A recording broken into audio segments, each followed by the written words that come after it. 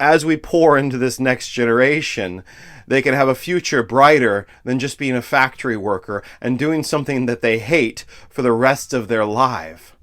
Hello, America. I believe that we're going into a golden age right now, and I am here for it. I named this channel Generation OptOut a long time ago because I looked at generations. I looked at the patterns of generations through the years, and I realized that we're going into a next golden age. We're going to go into a next golden age, and I felt that what would lead to the golden age was opting out of all of the things that hurt us as a society. And I am excited to see it happening. So let me give you a little context for these generations of golden ages, you could say. So the last golden age was during the time of World War II. It's where all of America came together to beat the Nazis. Now, I'm hoping, and I don't think that we're going to come together this time because of a world war against this evil power. Something has to bring us together.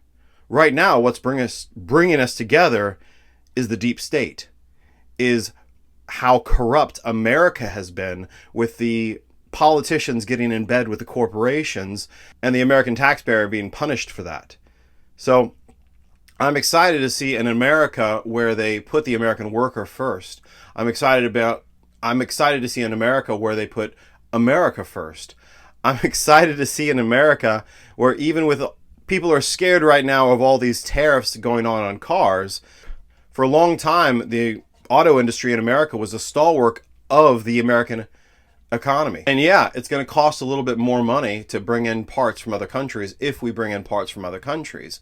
But really what we need to do is build these parts in America. We have a beautiful country. We have a huge country. And we also have a jobs crisis. The only way to get over this jobs crisis is to put jobs back in America.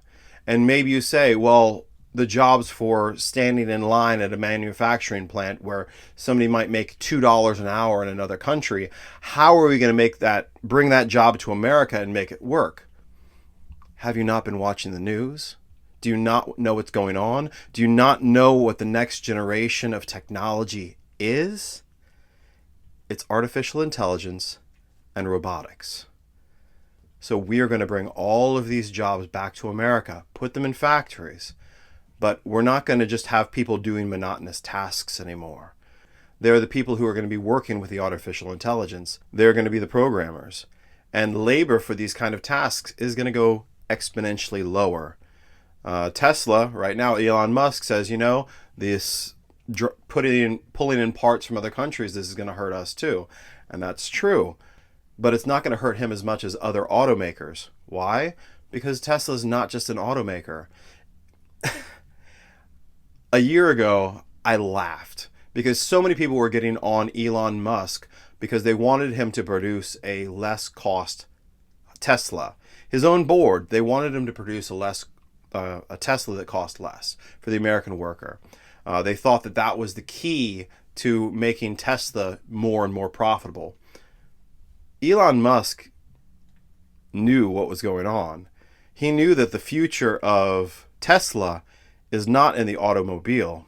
It's in AI technology.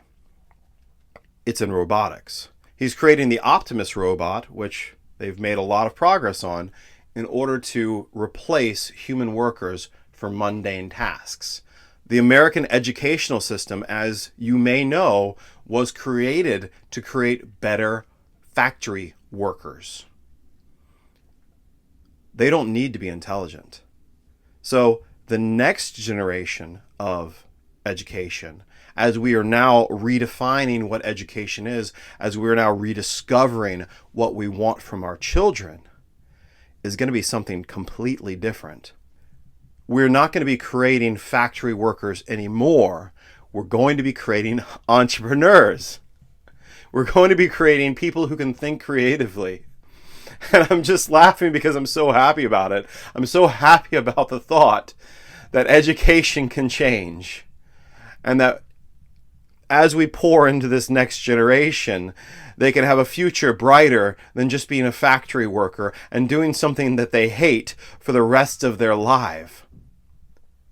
But they can invest in themselves. They can learn how money actually works. They can choose the life that they want to live. My friends, that is the Renaissance that we're looking at. As I said, the last golden age that we had was at that time around World War II, where people came together. Where did that come from? It came from a time of crisis. That was the Great Depression. It was those years that brought together the people, that made them tough as nails, so that when opportunity came, they could grasp it. That generation was called the greatest generation for a reason, not just because they went to war, but because they went through a time of trial and crisis and became strong because of it.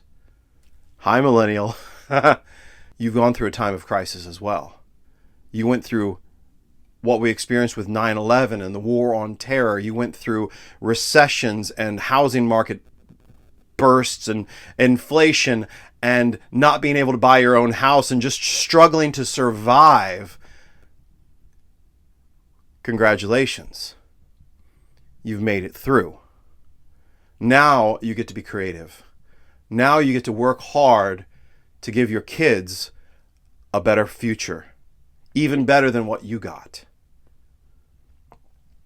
Because this next generation, Generation Alpha, is equivalent to the boomer generation.